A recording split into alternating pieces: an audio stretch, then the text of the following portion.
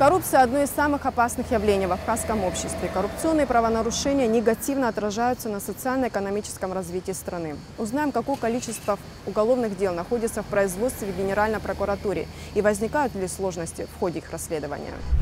Чем выше уровень коррупции, тем ниже степень доверия к власти и госорганам, тем беднее общество, нестабильнее политическая и экономическая система страны, снижается инвестиционная привлекательность. Если говорить о каких-то негативных моментах, вот все, что в нашей стране нам не нравится, да, это все последствия коррупции. Наша медицина отсталая, да, что наши люди вынуждены куда-то ехать в другие страны лечиться. Наша неустроенность, низкие зарплаты, низкие пенсии, криминогенная обстановка – это все последствия, либо прямые последствия коррупции, либо косвенные. Если говорить о мировом опыте, самые развитые страны в мире, где человек защищен и в социальном смысле защищен, и со стороны государства защищен, это страны с самым низким уровнем коррупции. То есть есть прямая связь между развитостью государства, да, и благосостоянием граждан, и уровнем коррупции. Чем выше коррупция, тем хуже живут люди. То есть если посмотреть список 50 самых отсталых стран в мире, это в основном там африканские страны, это страны просто с колоссальным уровнем коррупции. И мы в этом смысле, к сожалению, мы не впереди человечества. Я думаю, мы в лучшем случае где-то в середине находимся. И даже наша электоральная система, когда мы выбираем, да, если многим не нравится качество наших там выборных органов, это все в том числе последствия коррупции. Поэтому я считаю, это одна из самых важных сегодня наших проблем, которую мы неизбежно должны решить, иначе нас уже просто не будет. Адгур Лагвилава – активный участник общественной кампании по продвижению антикоррупционных инициатив, в числе которых введение для чиновников уголовной ответственности за незаконное обогащение, а также ратификация статьи 20 Конвенции ООН по противодействию коррупции. Коррупция – абсолютно зло для любого государства, убежден Адгур Лагвилава. Мы много лет обсуждали, и наши общественные деятели, была общественная инициатива по ратификации 20 статьи, но там это только одна 20 статья, в которой заключается положение о незаконном обогащении. Там, если коротко говорить, если чиновник не смог объяснить происхождение своего богатства, то он автоматически уже считается преступником. Это обычная такая общепринятая норма, она во всех странах работает. У нас, к сожалению, этой нормы нету.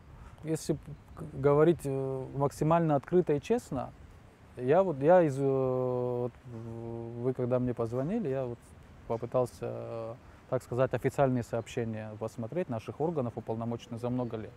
Если изучить отчеты Генеральной прокуратуры, МВД, то есть органы, которые отвечают за борьбу с коррупцией, такой проблемы, как коррупция, в Абхазии нет. В их отчетах практически, может быть, там какие-то пару слов сказано, но как основное направление работы, где есть какие-то результаты, об этом говорить не приходится, потому что работа в антикоррупционном направлении, она практически не ведется.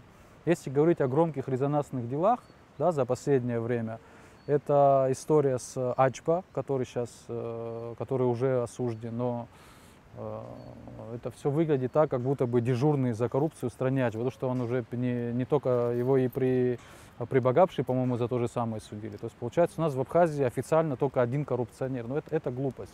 И сейчас история с Министерством культуры, да, мы пока не знаем, как это закончится. Потому что пока решения суда нету, может, вообще будет он невиновен. Президенты, когда приходят к власти, практически все озвучивают, что это как основную, это одна из главных проблем, а, к сожалению, работа в этом направлении не ведется. И нынешний президент Бжаня много ссылался на сингапурский опыт в этом направлении, да, на знаменитого Ли Куан Ю, который там вплоть до своих друзей и родственников сажал. Но у нас ничего этого не происходит. Общество ждет эффективной борьбы с коррупцией. Между тем, как отмечают правоохранители, такие преступления происходят за закрытыми дверями и признаются, что работа по выявлению коррупционеров пока не соответствует масштабам проблемы.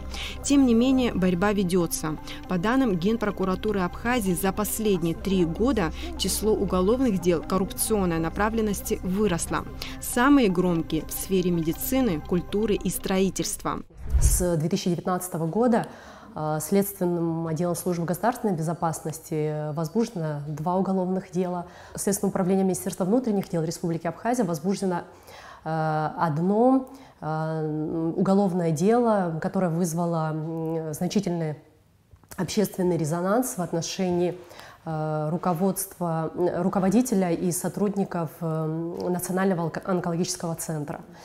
За указанный период органами прокуратуры возбуждено 11 уголовных дел, 7 из которых возбуждено и расследовано следственной частью Следственного управления Генеральной прокуратуры. По факту хищения бюджетных средств прокуратурой города Сухум расследовалось уголовное дело в отношении бывшего главного бухгалтера Управления образования администрации города Сухумчане. Было совершено хищение путем начисления заработной платы на фиктивных либо подставных лиц.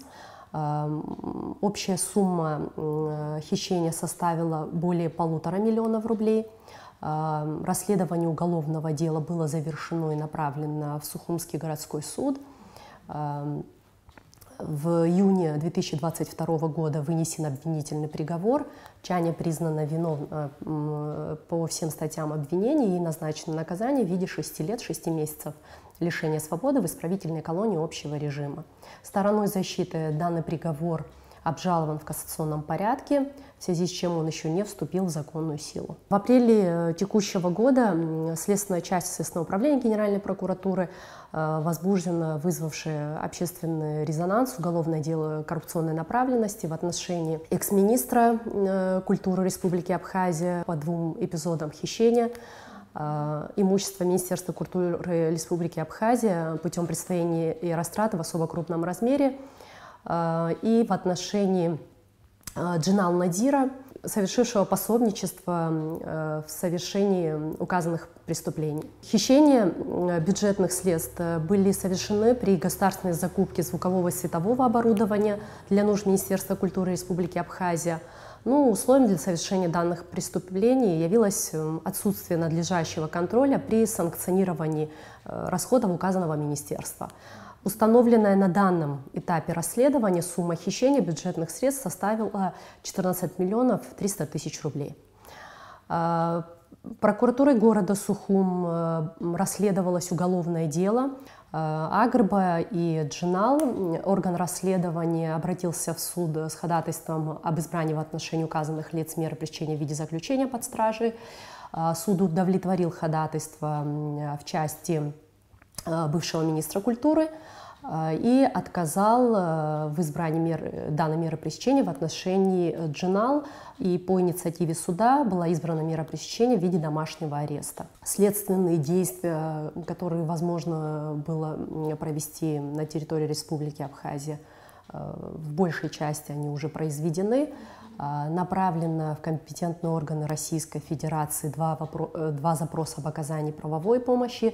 В рамках одного запроса поручено производство товароведческой экспертизы. После получения результатов по направленным запросам уголовное дело будет направлено в суд. В Ачимчирском районном суде находится дело о хищении свыше 9 миллионов рублей, выделенных по линии инвестпрограммы за 2015-2017 годы на капитальный ремонт водопровода в селе Члоу.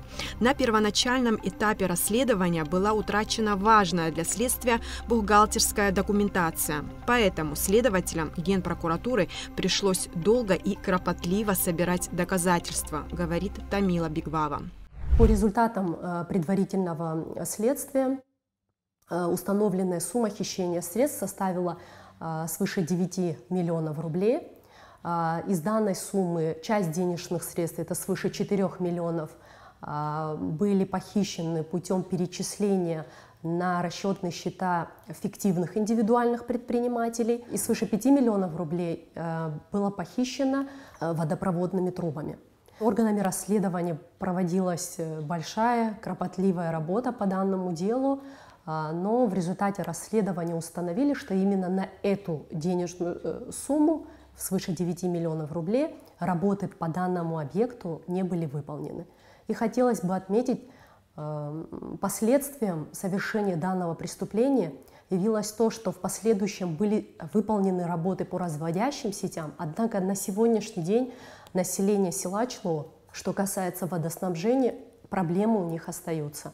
В связи с тем, что работы, которые должны были выполнены быть по данному договору, договор сам был заключен на сумму свыше 25 миллионов рублей, они не были выполнены соответствующим образом, а без магистрали, соответственно, вода не может поступать и в разводящие сети тоже. Следствие смогло определить преступную схему, по которой чаще всего происходит воровство средств во время проведения строительных работ. Вначале в Министерстве юстиции на основании подложных документов регистрируются либо подставные, либо фиктивные юридические лица в качестве учредителей юридических лиц, либо индивидуальные предприниматели. Далее их ставят на учет в налоговых органах, и с использованием данных документов они открывают расчетные счета в кредитных организациях. Далее через данные расчетные счета выводятся с целью хищения денежные средства и обналичиваются по чеку. И сумма бывает свыше 600 тысяч рублей. Контроль за обналичиванием денежных средств по данным счетам и вообще расходование денежных средств должна осуществлять служба внутреннего контроля банка. И, конечно же, если все органы, перечисленные мной, будут работать и осуществлять свою деятельность соответствующим образом, то я думаю, что это будет служить возможностью пресечения своевременно данных преступлений. Судебные решения вынесены по нескольким резонансным уголовным делам. В этом списке экс-руководитель УКС, 3 медиков, должностные лица МВД и других министерств и ведомств. В этом же списке дело Абхазавтодора о хищении средств из президентского фонда в 2017 году. По направленным в судебные органы уголовным делам вынесен обвинительный приговор по уголовному делу, которое расследовалось Следственным отделом Службы государственной безопасности Республики Абхазия. Это в отношении генерального директора госкомпании «Абхазавтодор» Бориса Ачпа. Значит, он был признан виновным в совершении хищения денежных средств в размере 20 миллионов рублей, которые были выделены из резервного фонда президента Республики Абхазия. Сухумским городским судом Ачба назначили наказание в виде 7 лет лишения свободы в исправительной колонии общего режима. Гдаутским районным судом вынесен обвинительный приговор в отношении сотрудников дорожно-патрульной службы Гдаутского РОВД. Это Саида Гарцки и Состройк Вычеди, которые признаны виновными в получении взятки и превышении должностными полномочиями. Вообще взяточничество является одним из сложных выявлений коррупционных преступлений. Указанные сотрудники дорожно-патрульной службы были задержаны в ходе проведенного оперативным подразделением Службы государственной безопасности Республики Абхазия мероприятия оперативного эксперимента. В отношении данных лиц судом назначено наказание в виде штрафа.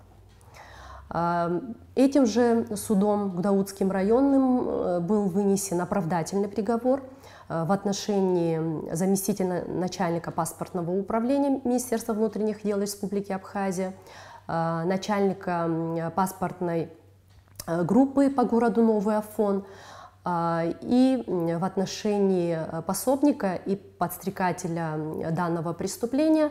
Значит, указанные должностные лица обвинялись в превышении должностных полномочий и незаконной выдаче паспорта гражданина Республики Абхазия гражданину Мыльцеву, он являлся гражданином Республики Украина, на установочные данные Сарипанити.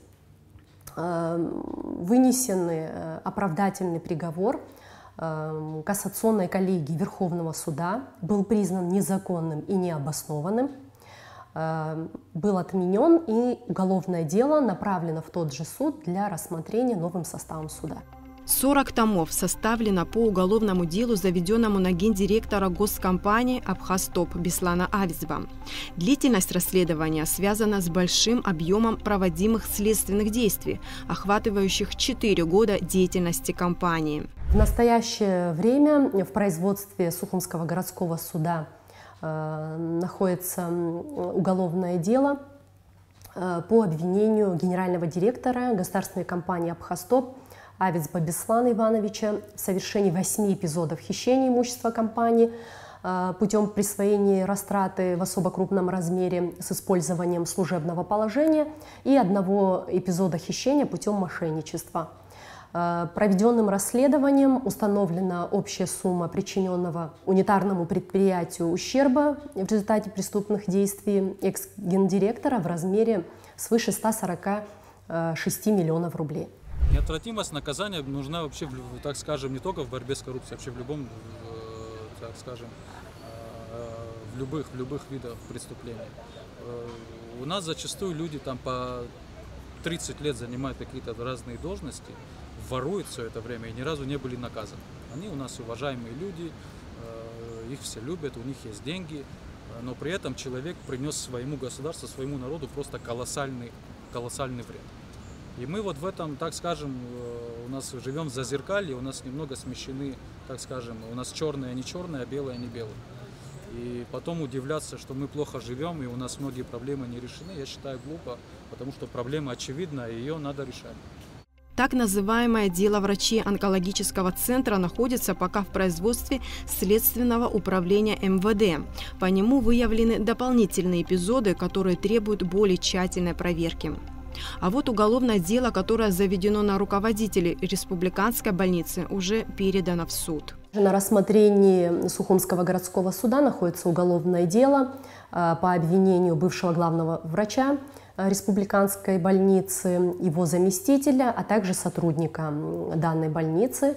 Значит, указанные должностные лица обвинялись в превышении должностных полномочий, связанного с организацией оказания платных лабораторных услуг, в результате чего больнице был причинен ущерб свыше 600 тысяч рублей. Кроме того, указанные лица также обвинялись в совершении хищения путем присвоения имущества больницы, и в результате чего причиненный ущерб составил свыше 800 тысяч рублей. Коррупционеры должны понимать, что за свои действия они будут нести не только уголовную, но и имущественную ответственность. Однако, как выяснилось, в вопросы компенсации государству похищенных средств не все так просто.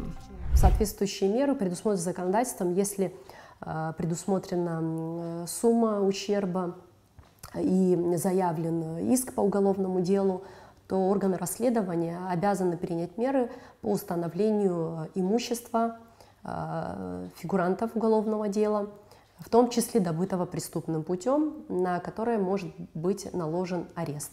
Далее уже при вынесении приговора суд может обратить данное имущество для удовлетворения исковых требований. А это применялось уже? Не было такого?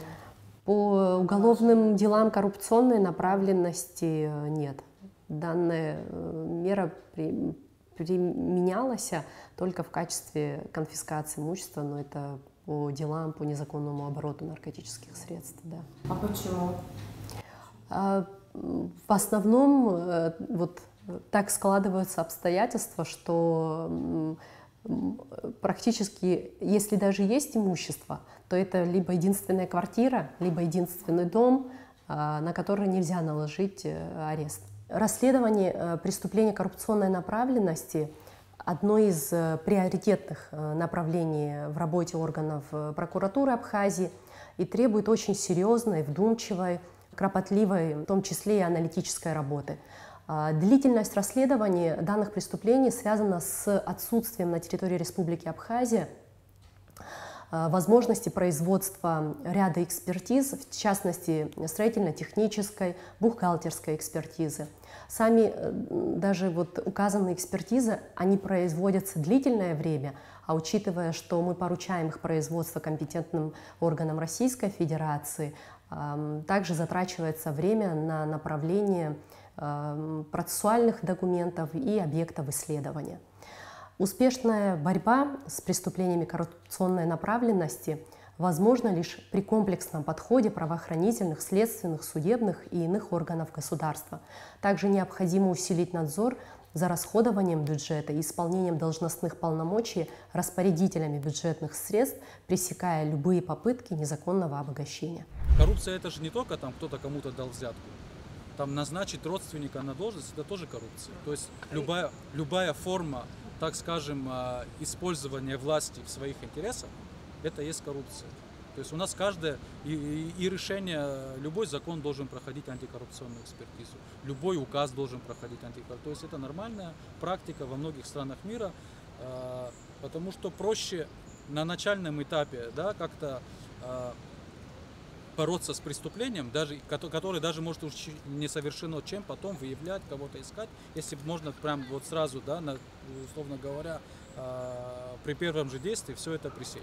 То есть профилактика лучше, чем там, человека там наказывать, лучше это все делать так, как во многих странах это делается, люди нормально живут, люди власти, да это же вопрос доверия к власти. Никто не будет доверять власти, которая за деньги решает любой вопрос. То есть это и власти должны быть в этом заинтересованы. Оказывает ли на вас давление в ходе вот расследования? Бывают такие случаи? Таких указаний не поступает в наш адрес. Поступает только указание объективно, насколько возможно, быстро, качественно расследовать уголовные дела.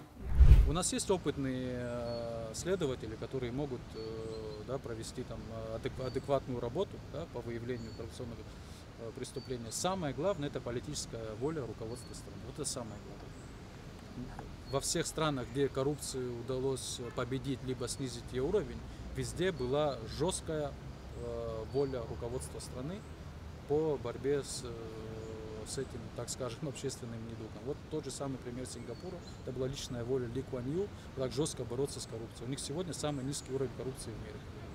Потому что была бы воля, так скажем, а исполнители найдутся под это всегда. Есть два инструмента для борьбы с коррупцией. Это признание незаконного обогащения уголовным преступлением и введение обязательной декларации для государственных служащих. Вот эти два ключевых решения, которые при наличии воли помогут решить проблему с коррупцией или хотя бы просто минимизировать ее влияние на общество и государство. Все уже придумано до нас умными людьми, есть конвенция ООН по борьбе с коррупцией, там многие вещи уже все готово, то есть не надо, так скажем, с нуля проводить работу ни юристам, ни государственным органам, ни парламенту, уже практически все придумано, написано. Если совсем не хочется работать, то есть готовые законы. В Эстонии хороший закон, в Украине хороший закон. Даже в России очень много примеров положительных. Многие страны сумели добиться того, что коррупция перестала быть национальной проблемой. Нужны принципиальные шаги и волевые решения, чтобы и Абхазия заняла достойное место в этом ряду.